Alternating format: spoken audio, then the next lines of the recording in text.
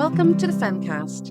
We're more than just a podcast, we are a movement, fueled by the voices, ideas and stories of women from all walks of life. We're here to amplify your voice, empower your ideas and ignite change.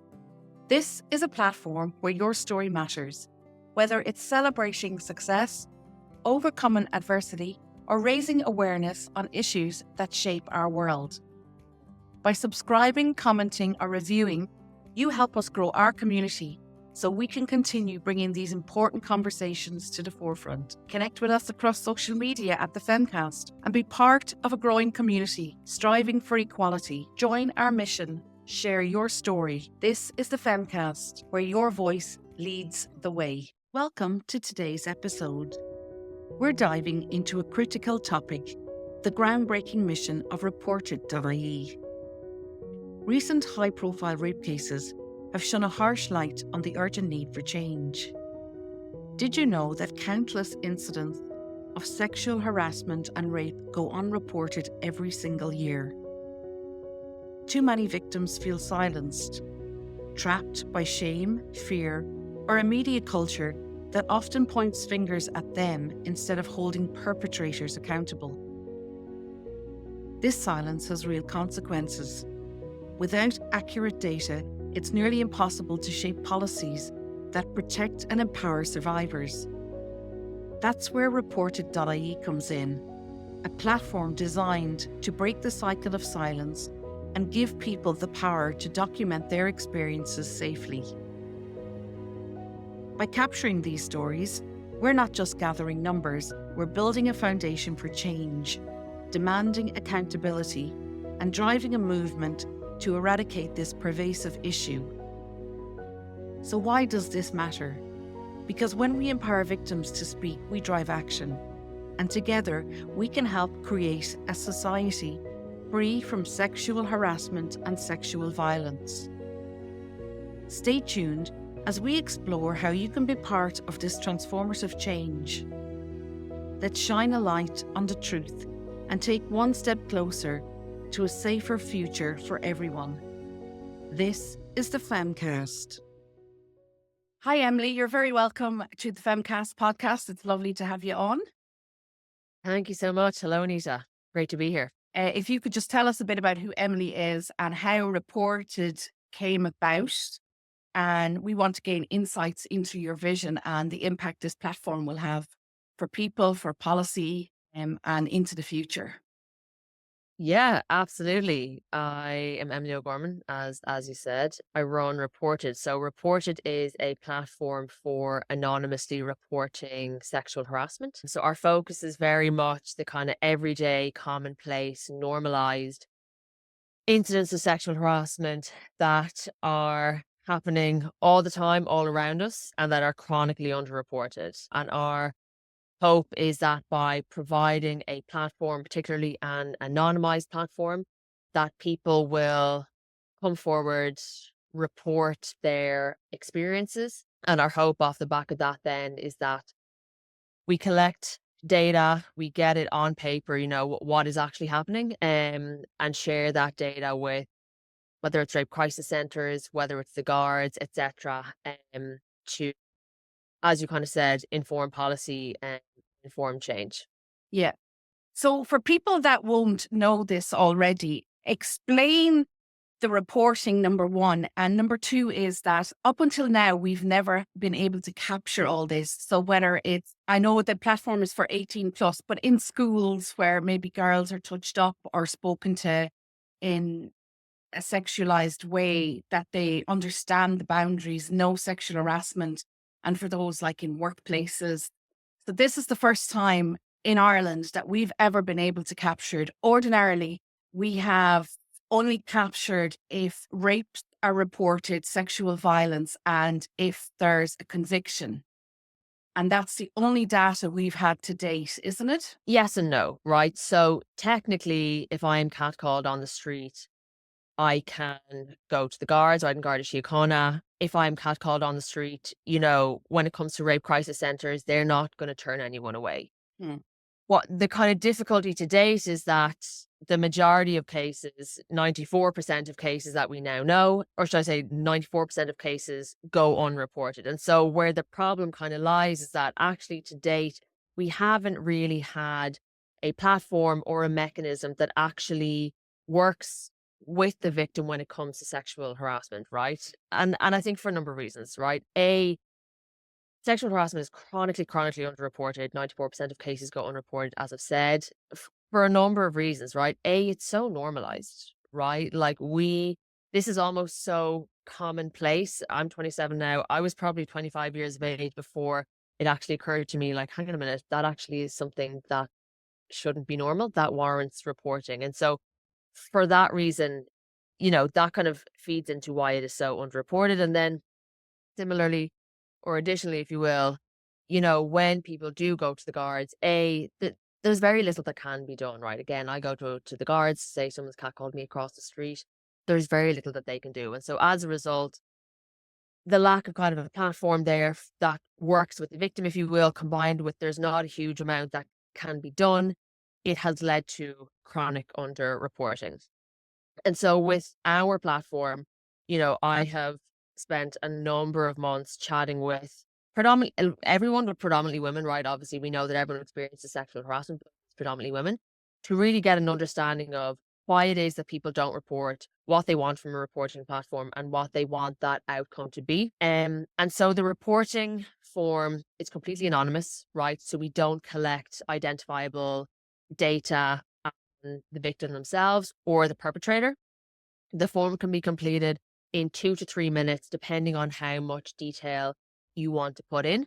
And some people will leave 1 or 2 lines. Some people will, this might be the first time in 10, 15 years that they're actually writing this down, letting this out. And so they will really detail their experience. Both is absolutely perfect, absolutely fine. Beyond that, we ask, your age, nationality, did you know the person? A little bit of detail around whether you've reported before. If you have, what that experience was, if you're happy to share with us. If not, why not? And from there, then submit and it's in. And yeah, as I've said, our hope then is to get these incidents down on paper that we know are happening. But if it's not measured, it can't be managed, right? It's very difficult to manage something when it's not down on paper. And so, as I said, our aim off the back of that then is to use that data to inform change. Yeah. That's a huge number goes unreported. 94%. Yeah. And I mean, the really stark thing for me and how I actually came to focus on sexual harassment was when I learned about the pyramid of sexual violence, right? So the pyramid of sexual violence, if you can imagine a pyramid, it has rape, femicide, serious acts of sexual abuse and assault at the top. And then at the bottom of the pyramid, it has everyday microaggressions, normalized acts of sexual harassment, etc. And what it essentially portrays is that these everyday acts of harassment and how normalized they are, or should I say, our kind of beliefs and attitudes around these incidents and acts of sexual harassment and how they're normalized, that actually upholds a culture where sexual violence and sexual abuse persist, essentially, right? So the to maybe simplify it, the more sexual harassment there is, the more locker room talk, boys will be boys, etc., that there is, the wider the base, thus the more that we will actually see trickle up. And so that was kind of my reason for focusing on sexual harassment through, by creating this platform to provide a place for people to report these incidents, but also to try and undo the normalization that we have with these behaviors. Just get into our minds that, like, hang on, actually, that shouldn't be normal. I shouldn't have to put up with this. I shouldn't even have experienced that in the first place. That is behavior that warrants reporting. And as we start to undo that normalization, that you try and start to, if you will, chip away at the bottom of that pyramid, those kind of normalized attitudes and beliefs. And again, if you can chip away there, if you can make the base of that smaller, the pyramid itself, right, gets smaller. And so you Reduces. reduce trickle up, essentially. Yeah. And so explain to people now that are listening or watching the data you want to capture, because some people say, oh, I'm not going to go on there and report it. It seems too trivial. But we want everything reported to capture this data so that we can make change. We can go to the policymakers and say, this needs to change. This is so ingrained in society that we'll never move away from it. And we're always going to have sexual violence unless we start addressing it now. So for anybody listening that feels it's too trivial to warrant, can you explain from the smallest, as you call them, microaggressions to rape femicide, so that if they're not going to report to Gardaí and they're not going to report to the Rape Crisis Centre, we need to capture this data for change and the importance of it. Yeah, look, I think no experience is trivial at all, right? Mhm. Whatever it is that, someone listening, whatever it is that you've experienced, if it left you feeling uncomfortable, icky, even if you're confused as to whether that was or wasn't something, Mhm. the fact that it's kind of stopped you in your tracks a little bit, right? And has kind of made you think like, oh, I'd kind of rather that wouldn't have happened. If that is something that you feel you want to report, then you deserve to report that, right? And your experience deserves to be documented and your voice deserves to be heard. And I would kind of start there, and like in terms of the data that we need, for lack of better terms, again, there's kind of two sides to it, right? And I have two focuses, right? There's someone coming to our platform, and whether it's something that happened to them today or 20 years ago, the most important thing is that if you come to our platform and you report, whatever you want to put down, you can't put down, right? We have a couple of text boxes in there and we say, can you detail what happened, even if it's only a sentence? And so I would say if you are coming to the platform, there's no right or wrong thing to say. There's no right or wrong amount of information to put in there. And you got to do and put in whatever you are comfortable with. So I've had the platform up and running for about 2+ years, but I worked full time alongside. And so really I've only been able to focus on it over the last kind of 6 months. So we are quite early stage. And so it's almost, we are kind of putting the platform out there for people to use, and how we kind of use the data is kind of depending on what is coming back, right? So because you can put a resource out like that out there, and how people will kind of utilize it and what they will submit, it's almost difficult to tell until it's in. And so we have about 250 reports currently, and it's through that kind of a number that we're now beginning to see certain trends, if you will. So maybe a roundabout answer to say there's no specific data that we're looking for. It's actually the data that we are looking for is people's real lived experience Experience. with these experiences. And again, coming back to whether you leave just a sentence, whether you actually don't really give us any detail at all, you're just like, this is when it was, this is how I would categorize it. I don't want to type anything out. That's absolutely fine. There's no right or wrong way to do it. Yeah, brilliant. I think when people realize it's how it made them feel, that's an indicator. Because if we're not, like I was never taught, and anyone coming up behind us, if they weren't taught, look, if that makes you feel uncomfortable and boundaries and stuff, then they know, yeah, that didn't sit right with me, doesn't feel good. 100%. And Yeah. we're not taught that, right? Like the sexual violence survey, which was released in Ireland in 2022, they defined sexual harassment as unwanted behaviors that made the person feel offended, humiliated, or intimidated. So, kind of what I said earlier, if you leave a scenario feeling icky, if you leave it feeling, I kind of wish that hadn't happened, Mhm. that's all that's needed. It's a tough one, right? Because as women, we are really taught to, whether it's victim blaming, etc., we're really taught to question ourselves. Maybe they didn't mean it, maybe this, that, and the other. And they're, it will take time for us to kind of unlearn that. Do And that, yeah. yeah, 100%. And I think, again, coming back to that, like the importance of undoing the normalization associated with sexual harassment, having a platform again where even if you're maybe thinking like, oh, maybe I am overthinking, but I'm going to put it in anyway, like it's all kind of plays a role in just starting again to like plant that seed of like, actually, that shouldn't be normal. It shouldn't have happened. And like I will 100% say, I was definitely 24, 25 years of age before I realized, hang on a minute, I should be able to walk home from a club alone at 2 a.m.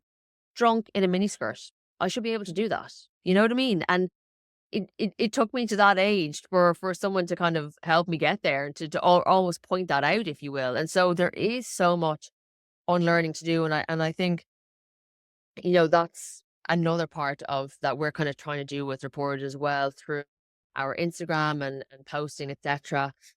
Around the Conor McGregor case, we put up a post around the importance of, unfollowing the Conor McGregors of the world and like the power of that. And maybe coming back to your point around thinking that certain actions or incidents are trivial, we put up this post, as I said, kind of talking about the power of unfollowing, because if we're talking specifically about Conor McGregor, it is reported that he could make up to 100,000 on a sponsored post, right? And that is a great example of, it could be very easy to say there, oh sure, like I'm only one, like what's the power of an unfollow? Like I'm Hmm. and we actually, or I don't mean we, or we put that post up and it actually went quite viral, right? So it was shared 20 something thousand times. It has 6 something million views last time I checked.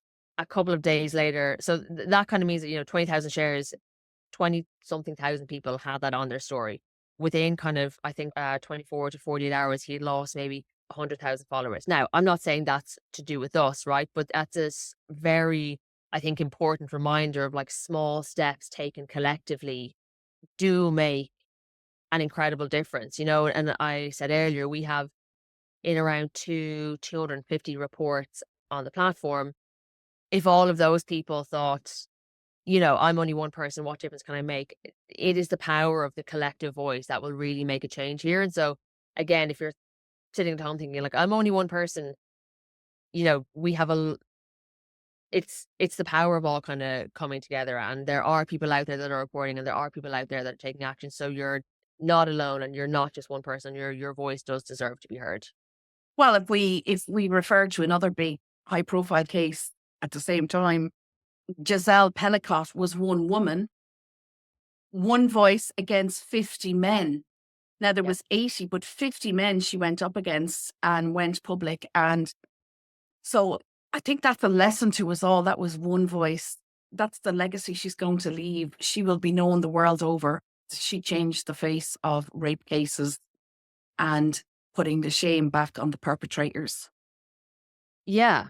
And I mean, like legacy, like, and I think again, coming back to, yeah, we all, I guess, like taking steps to make sure that that women don't have to be that, brave woman that has to stand Mhm. out and go through court.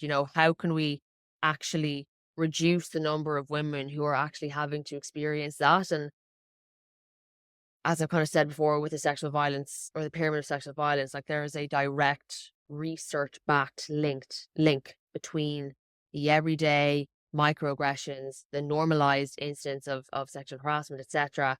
And so I guess maybe just use this as a reminder to everyone listening that the next time that you maybe see something or hear something, or if you're not even from a kind of, A bystander yeah, situation. is the word that I was looking for and couldn't remember. Even from a bystander situation, Mm. like I know it can be difficult to stand out or speak up, like 100%, right? We as humans, we are built and wired to need the safety of the group and not stand out and not be the black sheep. And I think sometimes, we can leave a situation, we think, oh sure, I'm only one person, like what, I wouldn't have made that much of a difference. And I would maybe just try and plant a seed here that like it does make a difference. So if you are in a scenario, whatever that is, where you can speak up, like please do. Please It do. really does make a world of difference. Yeah. Mm. Well, we've seen it in the McGregor case and all the brands that dropped him, all this supermarkets, all the chains that just went, no, we'll no longer carry that alcohol. And that that's one voice collectively, massively, that everyone just went, no, boycott, losing the followers, losing the brands. And it does make all the difference. And I think society is now just going, no, we're not tolerating this anymore. We want Yeah. to be heard. We want to be seen. We're no longer ashamed that somebody's else's behavior had this impact on us.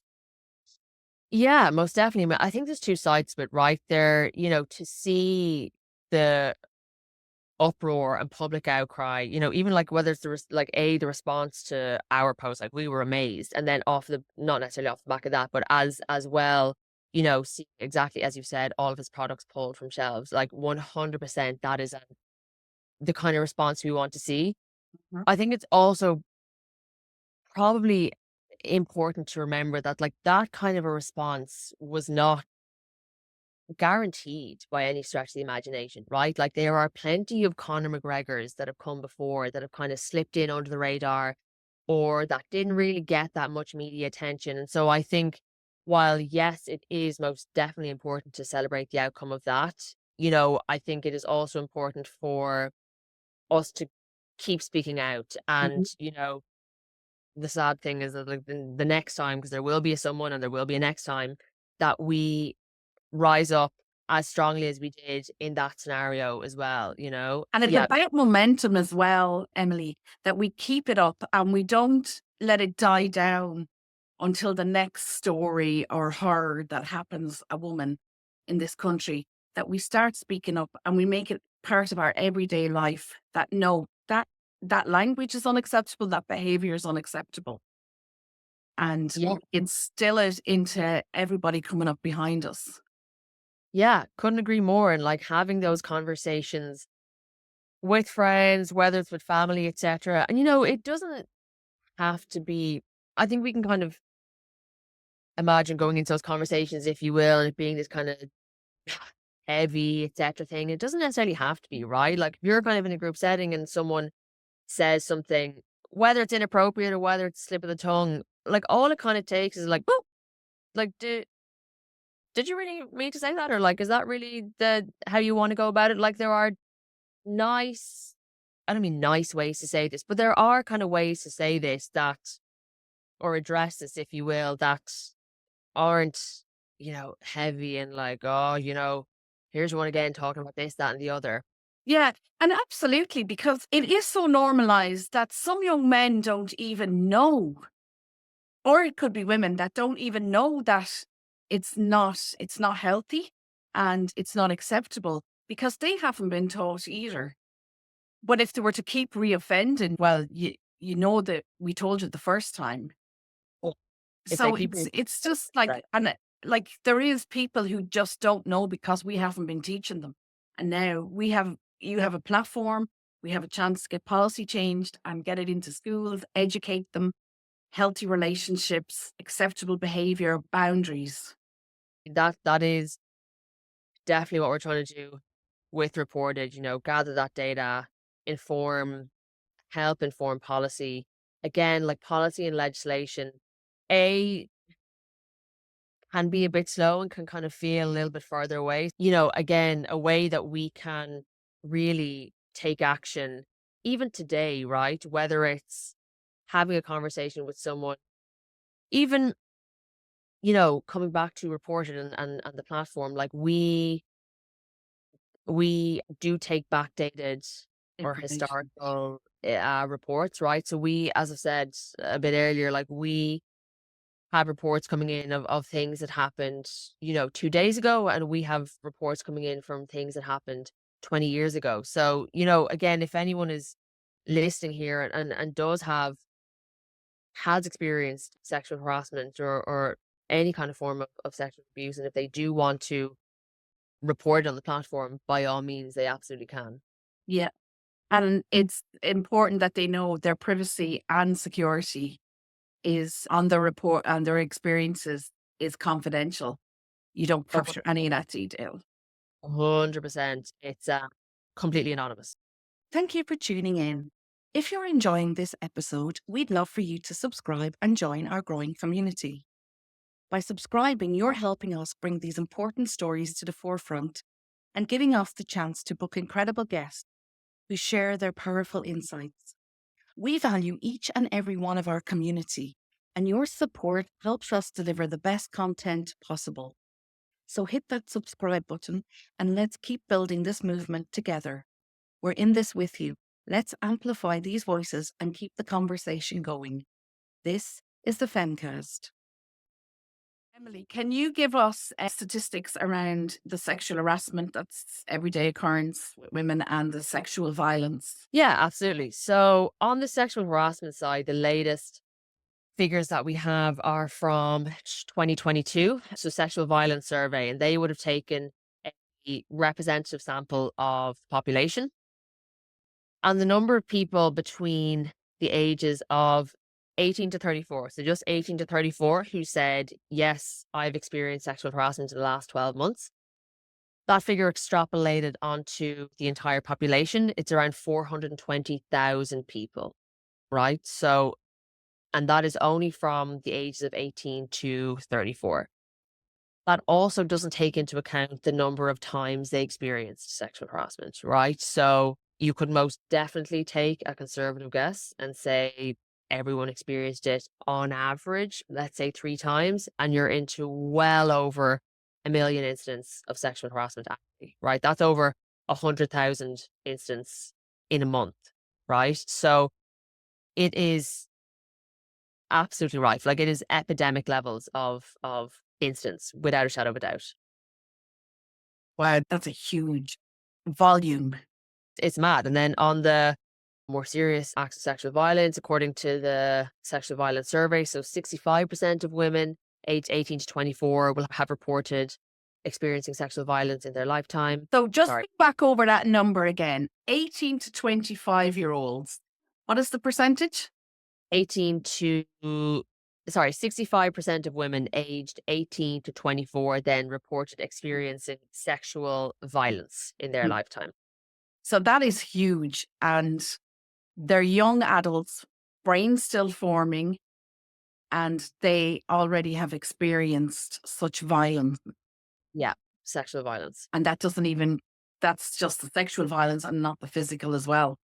It's huge. It is epidemic levels, right? Without a shadow of a doubt. Point me to a woman who either herself has experienced or doesn't know someone, who has experienced sexual harassment. And it is able to fly under the radar because it is so chronically underreported. We can't manage what we don't measure, and we don't have these stats, we don't have these experiences down on paper, which again, our mission at Reported is to provide that platform where people can tell their story, have their experience documented, so that we can then have that data down on paper and use that to inform change. We need it. It's badly needed. I know you said you got to 24 and you were like, this is an acceptable behavior, but just coming up with the whole idea is just marvelous. It's wonderful that we have that platform now. Yeah.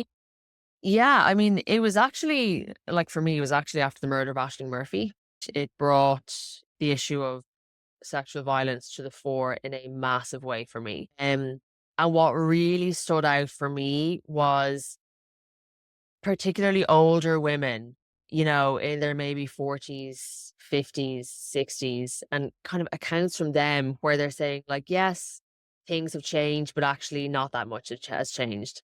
And similarly, when the sexual violence survey was released in 2022, the last survey that had come out before that came out 20 years previously. So in 2002. So 20 years. Wow. Yeah. And the lead researcher from the one, it's called the Savvy Report, Sexual Abuse and Violence in Ireland.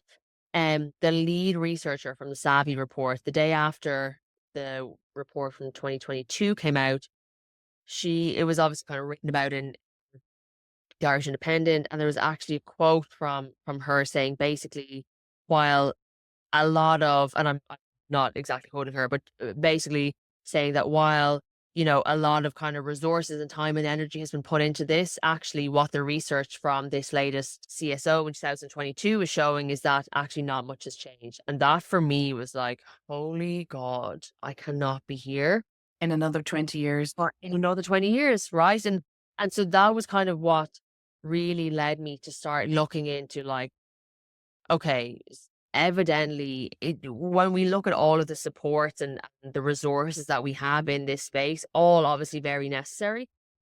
But it kind of led me to ask, like, okay, are we missing something? Because if we're still here 20 years later, something somewhere is missing or is not working, whatever it is.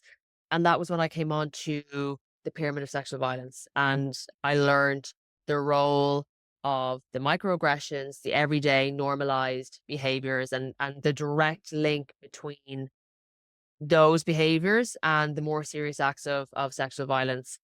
And when learning about that, then thinking about my own experiences and thinking, God, like I have never reported anything that I've experienced, and Lord knows I am not unscathed either. So when thinking about that, I was like, God, I would never go to the guards. And that's then kind of how the idea came about. We need something where I can very, quickly, easily, anonymously report. And so was born, so reported came about.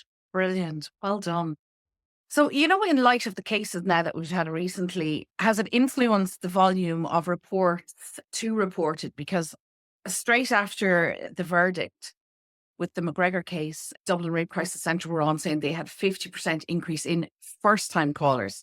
Now they had, I think it was just under 20% in repeat callers that have called before, obviously. But this was 50% increase in first time callers because they were like, well, that's happened to me. Yeah. But I thought I had put myself in that position. It didn't warrant reporting. It's all the victim blaming and all the stuff that we're taught coming up along. Don't rock the boat, don't say anything. Well, you shouldn't have wore that. You shouldn't have drank that. Did you go back to the house party knowing you were the Yeah. only woman going to be there? So did you get a massive increase then as well? 100%. I mean, particularly, when we posted about the case and the power of unfollowing and the power of that kind of small act, with that going quite viral, obviously we had a lot more eyes on the site. We had a lot more people becoming aware of the platform. And yeah, we saw a massive spike in reports. We got probably about 100 reports in the 2 to 3 days after posting about that. And for context, that's, as I said, we have probably about 250 reports totals from June. So like that was a massive, massive spike. Mm. Um, and, you know, we in the form ask kind of what prompted people to report and, the Mm. McGregor case and, wanting their story to be documented and almost this feeling of like, I'm sick of this, something needs to change. Like, and that kind of reason for coming forward was very strong in a number of reports. So like 100% we saw a massive increase as well. Yeah. And how are you going to get like, the systemic issues are there. So how are we going to get it out to everybody? How is Reported going to publicize itself, market it so that every young woman coming up along goes, or man, will know you're there, they can report. Like I wouldn't have grown up knowing about the Rape Crisis Centre or Women's Aid. Now we know about them. Yeah. So how are we going to do this? Working on it. Getting there. Yeah. I And how mean, can we help?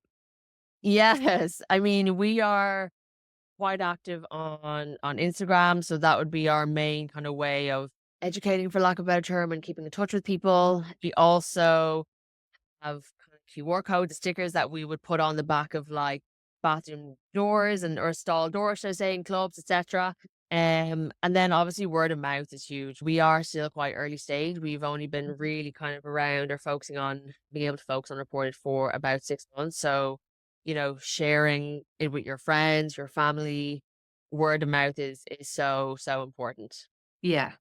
So anybody listening, please just keep in mind any incident, no matter how small you may feel they are, Yep. we need this data and to go on to reported.ie and it's reported.ie. Yeah. So what are the long-term goals then for Reported and how do you envision the platform evolving over the next, I suppose, next 6 months, next year and few years? Where do you see yourself placed? Like, you're going to have all this data, and then you can go to the policymakers and say, look, this has to change.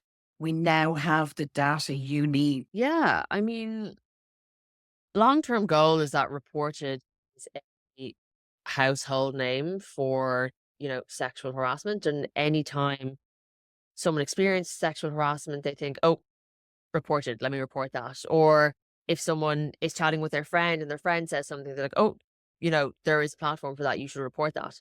And that we are then, yeah, kind of consistently feeding that data into, um, as I said, like whether it's policymakers, whether it's rape crisis centers, to compile our data with theirs to be able to paint a bit of a fuller picture. Obviously, not to say that they don't have a full picture as is, but we kind of now, with 94% of instances of sexual harassment, like that is a massive part of the puzzle that is going on, Missing. that Mhm. is missing, exactly. And that is required to have that full picture and to be able to kind of feed into that. So yeah, that's Think the issue. about it.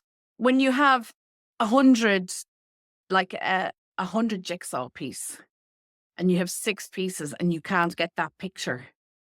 Yeah. Like, look at that. That into people's heads. You have a child trying to make a jigsaw. There's 100 pieces. They only have 6. How are they going to make the picture? And how are we going to change in a few years, in 6 months, 12 months, 5 years, 10 years, and change the whole system if we And don't have the rest of that puzzle?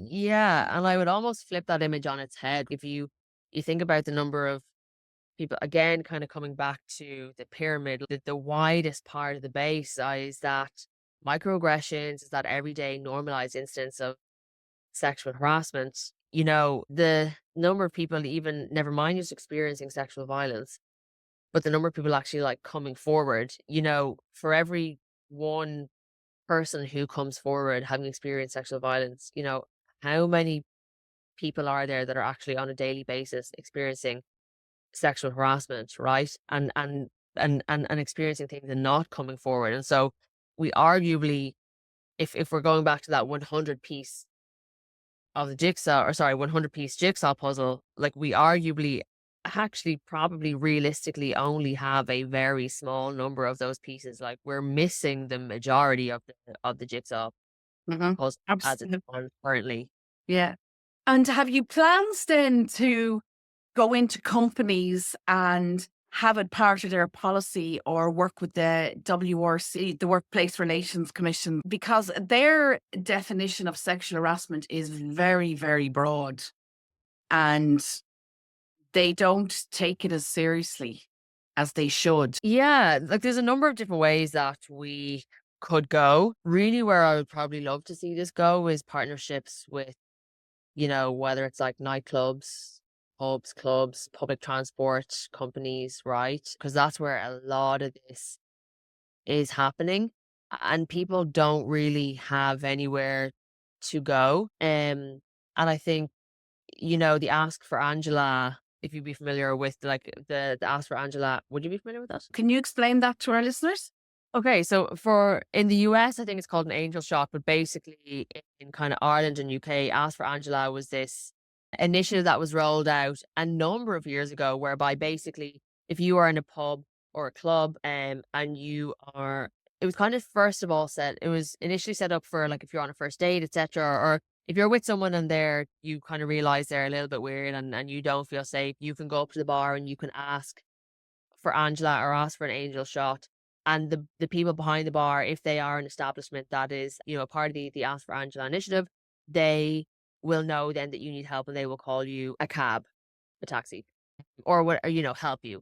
And, you know, even like from chatting with a number of women, even just seeing Ask for Angela posters around almost gives a sense of like psychological safety of, okay, actually this establishment is a safe place to be, right, for lack of a better term. I think that's so important. And so I would love to have Reported. I mean, we do kind of have the stickers around a number of pubs and clubs, but I would love to have a more official, for lack of a better term, partnership with pubs and clubs and get them on board. It's obviously, the area of sexual harassment. It's obviously an area that they can be a little bit wary, for lack of a better term, of kind of getting involved in. But that's where I would love to see it. That Yeah. we have those partnerships, and we can indicate then kind of the safe spaces or the establishments that, you can know if something happens to you, and if you speak to their bouncers, these are a partner of Reported, they will take you seriously. Yeah. That's a great idea. Like teaming up with Diageo, who's going into all these pubs and clubs, Yeah. and the suppliers into these places. So, Emily, just before we finish up on the conversation now, again, anybody can report any incident at any time, whether it was 2 minutes ago, 2 weeks ago, 2 years ago, 20 years ago. It's capturing this data that we need for change to happen. Yeah, absolutely. And to your point around getting the word out there, like tell your family, tell your friends. We're really trying to reach as many people as possible and provide that kind of platform to as many people as possible, and that space to tell their story and to have their experience documented. And I mean, I'm always more than happy to chat with anyone who's interested, or if you want to find out more, look, follow us on Instagram. I'm quite active in the DMs there. My email is here, emily@reported.ie. I'd love to chat with everyone And your Instagram handle? at reported.ie. So that's brilliant, Emily. And thank you so much for finally giving us all a platform to report these incidents so that we can see change coming. Thank you. Thank you for having me on. I would say like that thank you is also directed at everyone who has reported, through the site, who has supported us online, following us on Instagram, etc. Coming back to that collective action taken together, like that's where the real power is. The Yeah, and power thank you of the people. the power of the people. Yeah. Exactly. And So you much may, and help. can we just say again, you may think you're one voice, but one voice by 7 billion people, or even 700 makes all the difference. And we've seen that recently, and it does make all the difference. So never think that it's too small to report. 100%. Couldn't agree Yeah, more. brilliant. Thank you so much, Emily, and best of luck with the platform and the changes you're going to make. It's phenomenal to see women getting behind this and keeping women safe, and men. Women and men, for sure. Thank you, Nisa. I really appreciate it. Thank you, Emily. Thank you for tuning into this episode of the Femcast. We hope it has helped shed light on the critical issues affecting us today. If you or someone you know has experienced anything discussed in this episode, please log on to our website, thefemcast.com, for support services and help. Don't forget to subscribe, rate and review our podcast to help us continue bringing these important conversations to the forefront. Join us next time for more inspiring stories and empowering discussions. Stay strong, stay informed and stay connected. This is the Femcast.